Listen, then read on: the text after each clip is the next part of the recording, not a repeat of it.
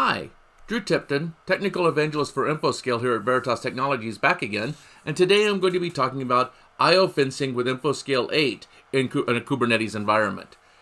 As you may or may not know, our I/O fencing is designed to keep shared storage consistent across the entire cluster that's being run on. So in this case, what we have is we have 3 servers running a series of application pods with cluster file system and flexible storage sharing sitting underneath it.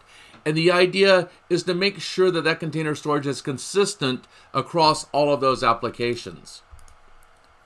So what happens in this case is we're going to fail one of those nodes. One of those nodes goes down, it gets unplugged, it loses something, it goes down. We're going to fail 2 of those application pods over to one of the other nodes. And we're going to take the storage that's hosted on that node offline. But what we're also going to do is we're going to make sure that any I/O from that server and for those application pods while they were running on that server doesn't get written to the disk to affect the consistency of the data that's on those existing disks.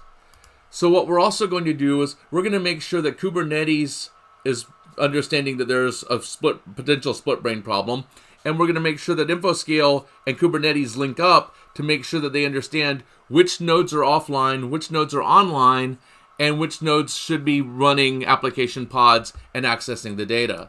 And we do this through SCSI-3 persistent reservations. And what this does is this allows for quicker and safer recovery than just Kubernetes, because while Kubernetes understands what's going on, the storage has a more complete picture of what's going on underneath it. And what we basically do is we use majority-based fencing.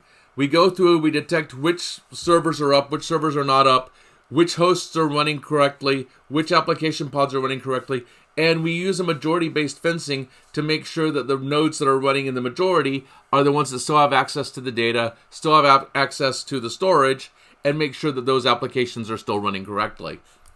And what this also does is we're going to go through at the same time, and we're making sure that the data is shared across the flexible storage sharing and cluster file systems sitting underneath it. So we're going to make sure that there are consistent copies of the disk, that everybody has a valid copy of the data, and make sure that no data is lost during this during this time.